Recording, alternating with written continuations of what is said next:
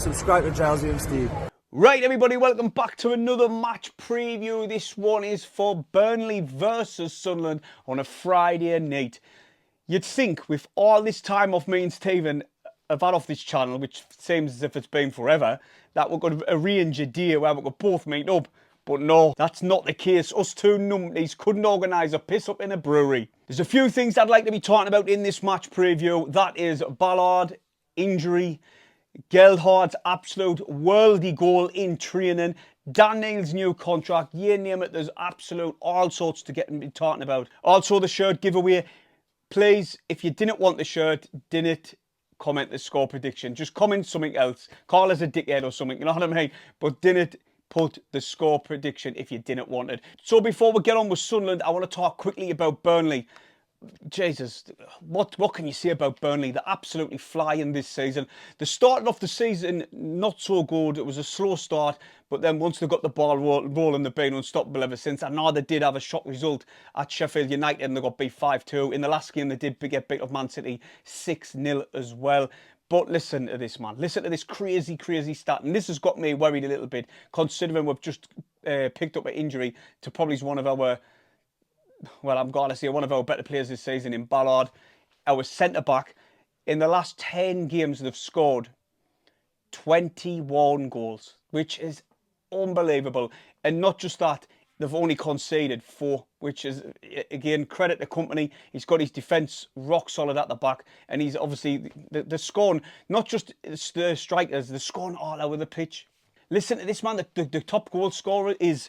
Teller, he's got 17 goals, 3 assists. Then you've got Rodriguez, 9 goals, 2 assists. Zawari, apologies if I butchered that, Zawari, he was on the bench for Monaco's 2-1 win against Brazil. He has got 7 goals, 4 assists. Benson, 7 goals, 3 assists. Brownhill, 6 goals, 7 assists. Obafemi, 5 goals, 2 assists. A Dutch defender, Matteson, is on 4 goals, 6 assists. And then even Ashley Barnes is on 4 goals. You've got to put that against our team, and you know how good and how much Sunderland supporters admire Patrick Roberts and his ability and skill, what he brings to the Sunderland team. In the league, he's only got 4 goals. So coming up against a free-flowing, free-scoring Burnley side... Yeah, I'm a bit nervous. I'm not going to lie. Tony Mowbray did say this was a free hit. So we can just get into this game, play our style of football. And listen, when we've been coming up against teams like Burnley, well, obviously not Burnley, but you know, the teams in the top 6 who's been doing really well this season, we've shone a little bit. We've beat Norwich. We drew with Luton. You know, we beat Blackburn, who's there and thereabouts. We're putting a really good performance against Sheffield United. And if it wasn't for the ref, we probably would have got something out of that game. But listen, I know Sunderland supporters, they get a lot of stick from rival supporters regarding referees. But if you just watch the game, you would understand. And you would know in certain games we've been robbed. Listen, Sheffield United supporters came on this channel and they said that normally it's us who gets bad decisions. But the game we played years...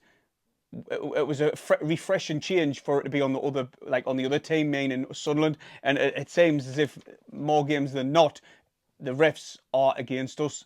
So in the last game, they got beat 6-0 against Manchester City. I'm hoping that's not the confidence. I'm hoping they're going to bring that form back into the league. I highly, highly doubt that. I highly doubt it. Oh man, it's Man City. You know what I mean? They can do that in most teams. Burnley, at top of the league, they are clear of Sheffield United by 13 points. This is their title to lose, basically. I think they are going to win the championship, let's be honest. Obviously, the company has...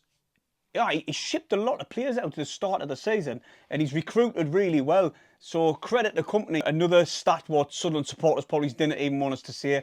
Their home form finds them top of the league. They picked up 47 points at home, and I think the top as well for away form as well. Like I say, it's going to be a very, very hard game. It's probably going to be one of our hardest games of the season. I've said this in previous videos, and we've done really well to get points off teams what we never expected to get them off. Right, moving on to the lads. Bad news straight off the cuff. Ballard, he's injured. Apparently he picked up a little knock. We didn't know the extent of the injury, but with Mowbray being Mowbray, I kind of see him risking Ballard straight away and tossing him straight in against Burnley on Friday. But like I say, we didn't know the extent of this knock. But that just opens the door for Anderson. Anderson can come in. We've got him on loan. He's barely had a kick. Will he drop him straight in? Probably not. More than likely, he's going to drop 09 on the defence. But I would like to see Anderson start and leave 09 in the middle of the park for that physicality. But will it happen? Probably not. And further up the pitch, this kid has been getting stick left, right and centre. I feel a little bit sorry for him because he's clearly not a striker. But this goal he scored in training today, I just hope to God he plays with that confidence, like he is in training against Burnley on Friday. Because if he scores a goal like this, it'll be like goal of the season, I'm telling you. Brilliant ball in from Clark. And there was Leanard to do sort of a bicycle kick into the top corner, beat Patterson all ends up. And also Pritchard scored a belter goal, and all he's looking very sharp. So the headaches for Mowbray, I'm telling you, will come Friday. Also, another bit of news, we should have brought you, but we haven't been having a couple of days off the channel, obviously, with these Sunderland games. I haven't really brought any other news, which I probably should, and apologies for that. Dan Neil has signed a new contract. That's very exciting for Sunderland supporters. Remember, Dan Neil is a very young player, and he's got bags of ability at his age now. So I can only imagine how good he's going to be, and how, when he's developed his skills and had a bit of experience behind him. Listen, this is his first season in the Championship and he's doing outstanding to start with. This is what we should have been doing years ago when we've let players' contract run down to next and out and they've ended up leaving for free. So I'm excited and I'm happy that Dan Neil signed a long deal at Sunderland. Bit of transfer news. Reports from Leicester that after Patterson and they want to swap their goalkeeper, Daniel Iverson. Apologies if I butchered that, but apparently they want like a swap deal plus money or something along them lines. But personally, I would rather keep Patterson. I think he's doing really well. He's obviously got his England call up as well for the under 21s, was it? So he's doing really well, developing his skills, getting better and better each game he plays. So for me, I'd rather keep him. Obviously, if it's something like a draw-drop and transfer, then they're going to let him go, aren't they? But nonetheless, I'd rather keep Patterson for me. And, Harry Gardner, the youth player who's been banging goals in left, right and centre for them, has been loaned out to Kevin Phillips's South Shields. And I'm happy that that's a good move for him. Obviously, he can learn from Kevin Phillips and he was doing really well. And anyway, to start with, but he's got obviously the experience. He's just soaked it up like a sponge from Kevin Phillips. And there was a video going around on Kevin Phillips dancing to my music, the rave. Everyone will probably crucify us in the comments with that one, but no, he was diving all out and I shared it on social media and it's hilarious. Another one quickly, obviously Bar got called up, so did Diallo to Ivory Coast. Bar scored an absolute belter as well for France under 21s. He scored an absolute belter goal and he's just screaming out confidence. Obviously you've all seen his goal he scored against Norwich. So quickly on the game on Friday, for me, it's like I'm in agreement with Mowbray. It's a free hit. They want to win the league. They're flying away now. They're starting to put a massive gap between them and Sheffield United. Like I say, 13 points. I think there's only 7 or 8 games left. So correct us if I'm wrong in the comments. So for me, like I say, it's going to be a hard game. Hopefully the Man City games knock the confidence, which I doubt in any way.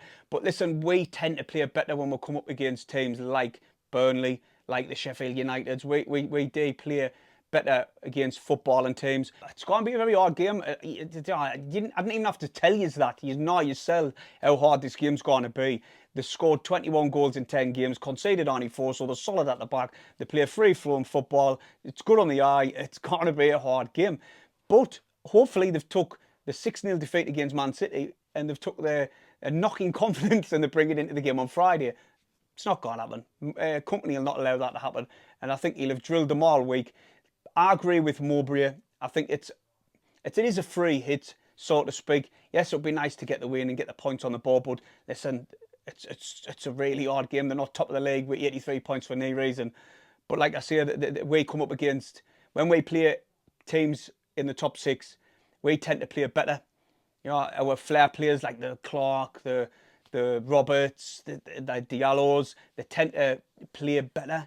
And I know it sounds stupid, but when we come up against physical teams, it affects our game. Where we play free-flowing football much better when we come up against the teams like Burnley. So it might not be as a bigger gap as what some people think that it is going to be. For me, personally, I will be over the moon with a 1-0 win.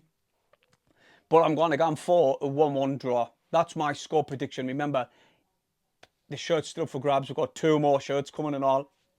2 more shirts to come, but you can only have a pick of one of them, and I might do the other one later on in this season, you know what I mean? Probably at the end of the season, something like that. But that's it from me from now. Like I say, hit the thumbs up, subscribe if you're new, and see you in the next one.